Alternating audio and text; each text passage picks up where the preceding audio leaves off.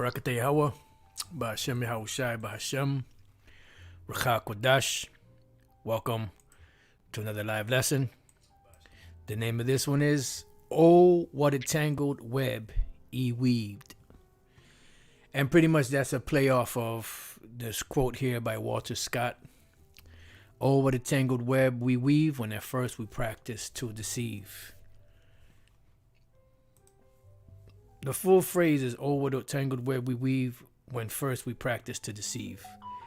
It means that when you act dishonestly, you are initiating problems and a domino structure of complications which will eventually run out of control because they're going to run amok.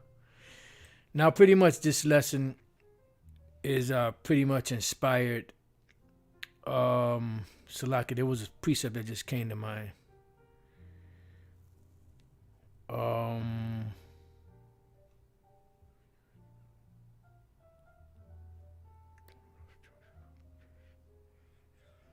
Damn, there was a precept that just came to mind. I was trying to get it.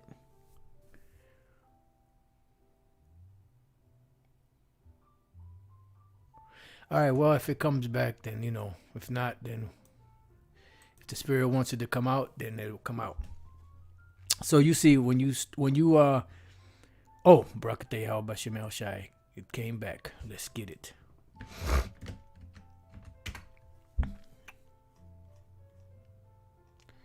All right, so let's read that again. So pretty much that phrase means when you act dishonestly, you are initiating problems and a domino structure of complications which will eventually run out of control. And this is pretty much what's happening because that's E's nature. E's talking about Esau, Edomites, so-called white people, the ones that fit the bill. Not all so-called white-looking people are Edomites. You have some that are Israelites. You know, it depends on where the line goes back to. All right. Revelation 20:7. And when 1,000 years are expired, this goes back to the beginning of this, which the Roman Empire, which is a part of the beast during the time of the Apostle John's time. It fell. It was wounded as it was to death. Then the deadly wound was healed and came back into power during the time of the Renaissance periods. From that time until now, these devils have deceived the whole world. And that was one of the very first things that Satan, which is the adversary, which are the Edomites, not talking about the actual spiritual demon Satan, although he is a part of it because they are his children. But Revelation 20, when it speaks about the beast and refers to it as the serpent, that old serpent, which is the devil and Satan, this is all dealing with the whole structure of the Edomite nation and their whole everything. It says, Satan shall be loosed out of his prison and shall what? Go out to deceive the nations which are in the four quarters of the earth. So what's happening now is the total collapse of his system because his system is running out of control because he can't keep all of those lies contained because the Lord has revealed them. Now, this lesson comes through the inspiration of a video I was watching earlier with Elder Apostle Tahar. He went into the book of Acts 17. And for some reason, when he mentioned Athens, it just sparked a whole bunch of thoughts in mind dealing with, I wasn't sure exactly where it was at, but it's dealing with the 19th chapter of the book of Acts, dealing with the term Jupiter, which we're going to get into this, Lord's will, and Lord's will, it'll be an edifying lesson. So Acts 19:35, and this is what Esau has done. He's lied so much that the lies are catching up to him, and he's still trying to have keep the upkeep on this untempered mortar that he spread throughout the four corners. So it says, and when the town clerk had appeased the people, because the people were in an uproar because the Apostle Paul was converting souls from worshiping Diana, from worshiping those false deities, those false gods, turning them back to Yahweh B'Shem Yahushai. And they were upset because they were fervent ardor lovers of of Diana. So the town clerk, which was the one in charge of the people of the town, he said, when the town clerk had appeased the people, because he calmed them down, he said, "You men of Ephesus, what man is there that knoweth not how that the city of the Ephesians is a worshiper of the great goddess Diana and of the image which fell down from Jupiter?" All right. Jupiter is the Greek way of saying, the Greek way of saying Zeus, and Zeus is the Roman way of saying it, if I'm not mistaken. So when we look up this term Jupiter, right, the word Jupiter goes back to the word Diopetus,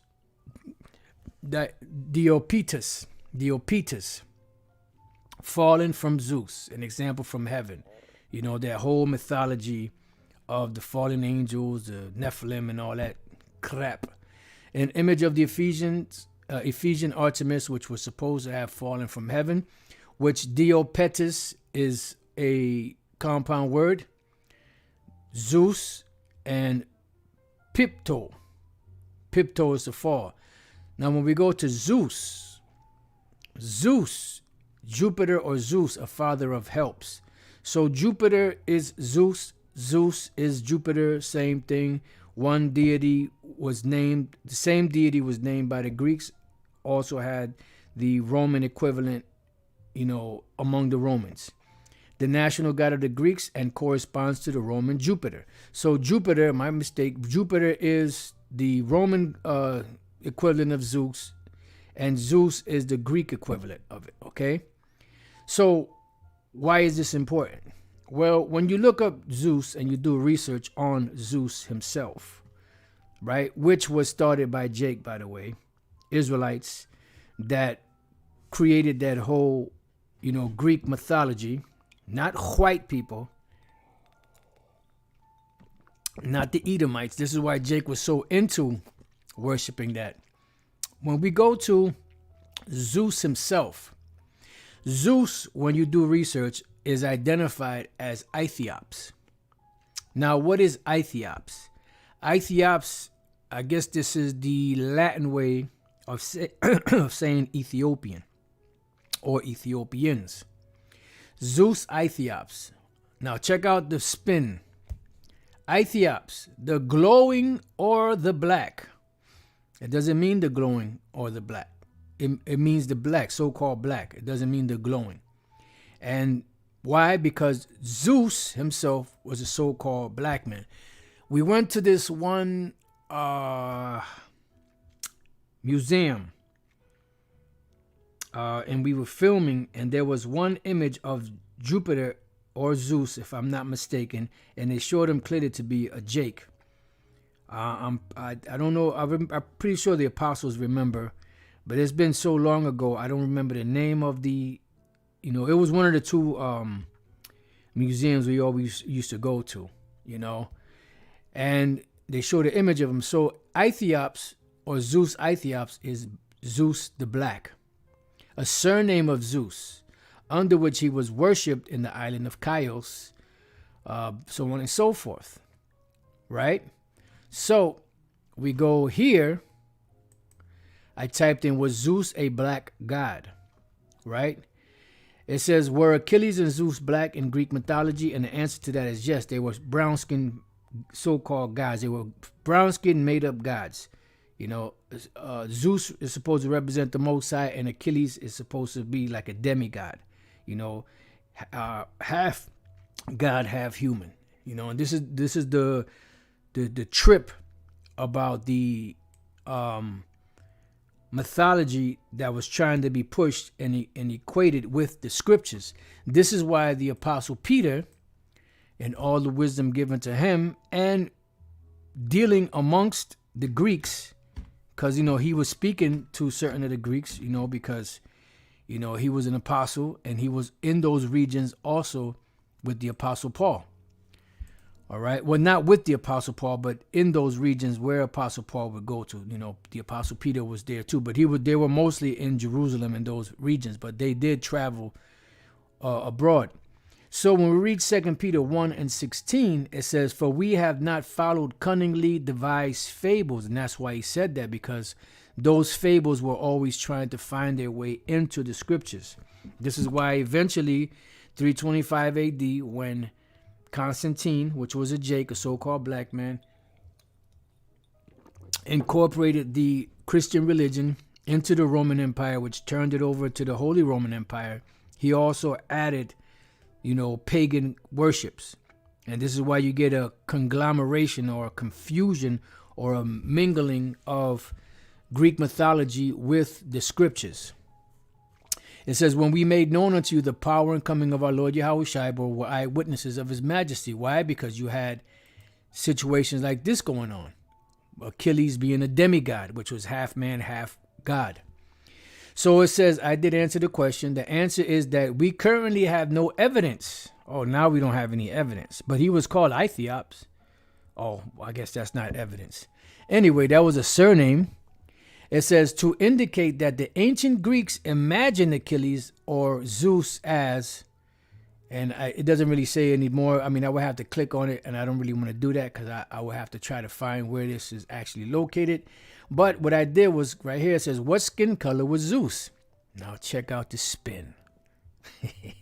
Zeus is a tall male deity with light tan skin, light blue eyes, and long, straight white hair.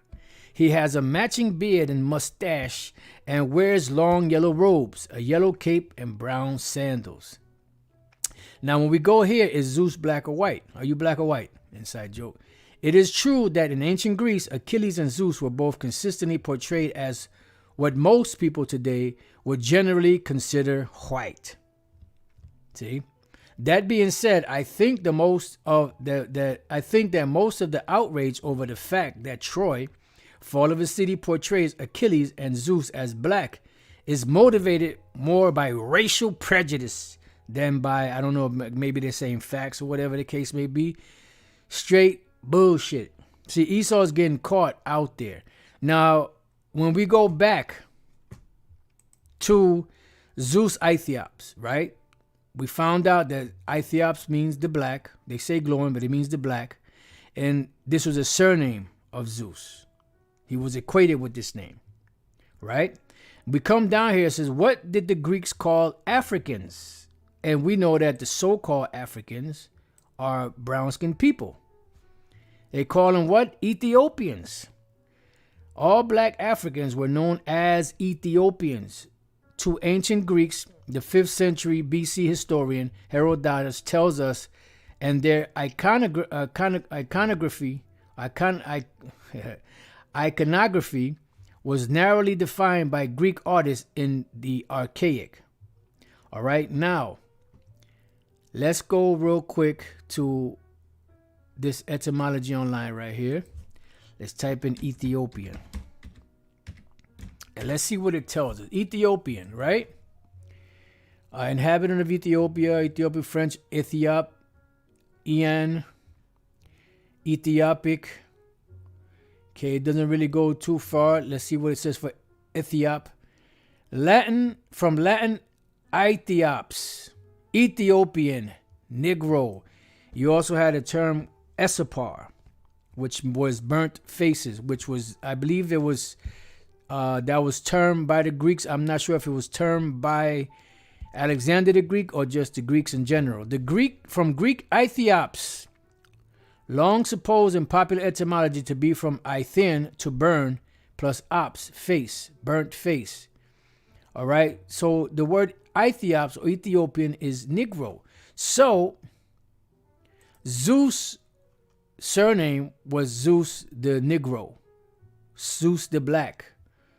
All right, the general term for so-called Africans from the Greeks were Ethiopians. The word Ethiopian goes back to the etymology Ethiops. So Zeus and the rest of those deities of that pantheon were all so-called black, so-called Negro, so you could understand. But these devils have painted the image as being white because they were in power. You know, just like the Heavenly Father's Son is a so-called Negro, and he's been portrayed mostly as a so-called white man. So does that mean that because he was portrayed mostly as a so-called white person, that he is a so-called white man? Hell to the no. This is just the narrative of the ones that are in power. And this is why the Lord said, let's go real quick to Isaiah 25 and 7. And it says, and he will destroy in this mountain the face of the covering cast over all people and the veil that is spread over all nations. So the Most High in America, beginning in America, because you cannot say, well, this knowledge that's being taught about the Hebrew Israelites worldwide and all this exposure really came from Africa, or it came from, Asia, or it came from South America. No, it came from America. Specifically Harlem, New York. So the truth that's being taught out here of the Israelites came from America, because this is a place where the Lord would start to peel back the veil, destroy those lies that have been taught, and it's being peeled back to reveal to people, but not everybody's going to see it. All right, let's see what else we got. Now, this is Peter in the Vatican. They got him looking like a so-called white man, but you notice they got him painted like a so-called black man. And then look at the hair. The hair is kinky, because this goes back. This is not really Peter. This is Zeus. We read over here in the book of Acts, right, that the word for Jupiter was Diopetus, which is what this goes back to, Zeus. See, they got the people over there duped in the Vatican. That's not supposed to be the Apostle Peter. This is supposed to be Zeus that they're worshiping there, under the pretense of it being the Apostle Peter. Then you have another picture here, and you can see the curly hair. He looks like a Jake, but it's a little deceptive. You can say, oh, that's a so-called white man, but it looks like a Jake. Got the curly hair. Edomites don't have hair like this unless they mix with Jake. And I see the brother put, let me see something real quick. Wow. Let me just read these two precepts. Psalms 141 and 10. Let the wicked fall into their own nets, whilst I withal escape. Yep, because the Lord's going to trap them up. Proverbs 12:13. The wicked is snared by the transgression of his lips, but the just shall come out of trouble. That's why this is a perfect precept to go along with the phrase, over the tangle where we weave, when at first we practice to deceive. Because what the meaning of it is, when you act dishonestly, you are initiating problems and a domino structure of complications which will eventually run out of control. Let's read this again.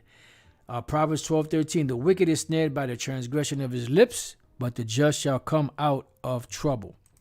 So we have here Ethiops, any of dark-skinned peoples living in Upper Egypt or beyond Ethiopia, Negro, which the Greeks we read, this was a general term for all so-called Africans. The brother said the Arabs called them burnt face. Yeah, and I believe the Greeks also. Esapar. Brother put Kush, Kawash means like fire. I don't remember the actual meaning, but I have to go back, as in dark skinned. Okay. So let's see what else we got. All right, so we got all that. Now, this is what an Edomite looks like. This is Quas, the god of the Edomites. All right, this is them. So they couldn't leave the images up of the Lord, because that's why they went around and painted their images. This the whole iconoclasm, or the destruction of the images. Here we got another one. This is another one of their Edomite gods. They got that honker. Them big nose, little hat individuals. Then you have here a book, New Light on the Edomites, by, I can't make out the name, Itzhak Beit Aryan. So Itzhak, that's got to be Isaac. Bait, that might be a play on the word house, and Aryeh could be lion, or feminine way of saying lion. But look at the face of this image. New light on the Edomites. Look at his face. Look at the nose. Look at the hair. You know? These are the Edomites. This is what the Edomites look like. There's one picture where the Edomite looks like, you know, like one of the gods looks like Barry Manilow. You hear Apostle Tara speak about it all the time. Now this was, it says file, Edomite head 600 BC. And you can see he got the straight hair.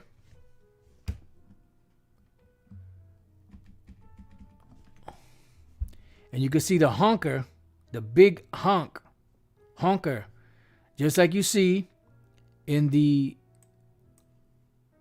Quas. Look at that honker. That's the Edomite, Ak. Well, you know, he got a beard. You know, that was no, well, Esau had a beard. Remember, Esau was keeping the laws back then. You know? That's an Edomite, Ak.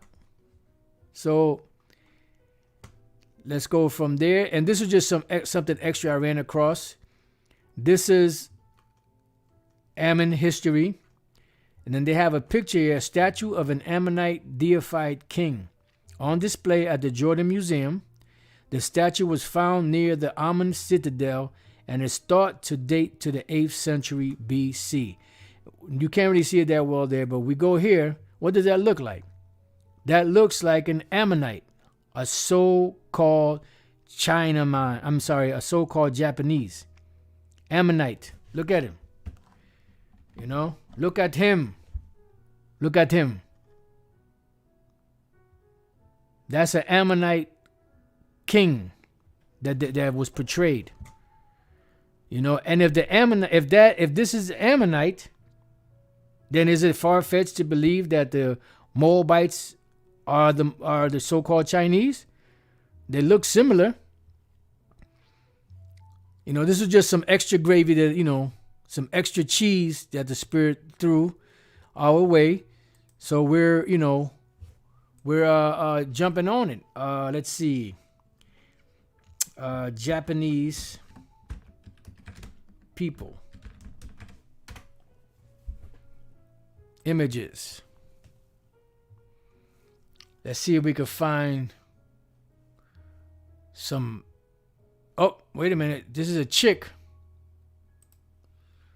But let's open that up. Let's see what we can. Let's see. Oh, wait a minute. Could it be? I wish they had a man. But you can see flat face. Nose is a little wider. Just like the image. And a lot of those Moabites and Ammonites, they got wider noses. Okay. Let's see what else we could find. Let's see if we could find an actual dude. This is a good one, but... Oh, wait a minute. Who's this? Who's this? Let me see. His nose isn't as wide. But you can see the same look. Same kind of look. Okay, let's try to see if we can find somebody else. Oh, wait a minute. Who's this? Are we getting closer or what? Let me see. Almost, but you can see he's probably mixed with Elam. I'm joking. He's probably it's an inside joke. He's probably mixed with the Edomite, possibly. Let me try it. It says here traditional.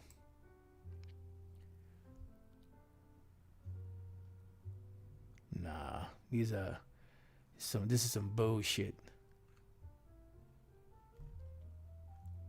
Let me see if I type in original Japanese people. Because, I mean, I'm not saying that they ain't originals. But there was a certain conventional look to original Japanese people. What do we have here? Let me see.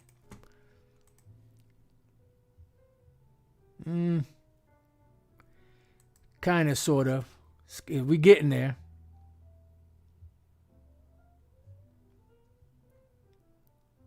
Oh, wait a minute. Could we have something here? Wait a minute. I think we're getting close. Kind of looks like I got the high cheekbones. This guy is a little chunky. You know, if he was slimmer, you know, got the high cheekbones, got the flat face, got the wide nose. I mean, he kind of sort of looks like a Jake a little bit. Oh, now, let me see. Wow, I don't know. That looks eerily similar. This guy right here, I don't know what the hell is wrong with her ass. But that looks eerily similar. Boom, this guy and this guy. You know, and there's other pictures where they have that traditional, Japanese look. Because really, if you type in traditional, what's going to come up is, the newer picture, see? So, we pretty much get the picture.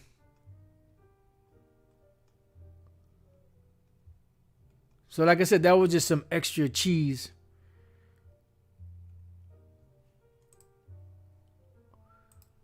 This. Because you had Jake in that area too. So some of these could be Jakes that look like that.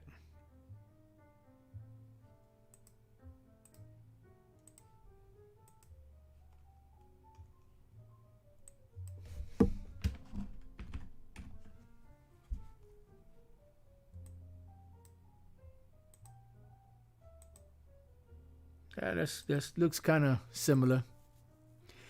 All right, so that's pretty much it. So, oh, what a tangled web we weave when at first we practice to deceive. Oh, what a tangled web weaved. So with that, I pray that you brothers and sisters have been edified. Till the next time I say, Shalom.